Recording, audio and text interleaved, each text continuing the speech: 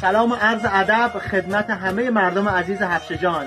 امروز میخوایم بریم به سمت امامزاده شاه منظر.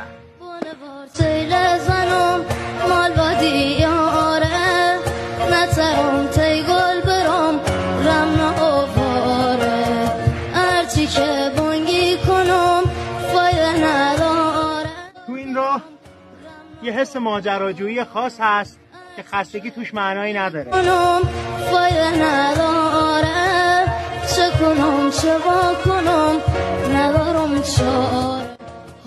شاه منظره ها اینجاست. های بلالم چند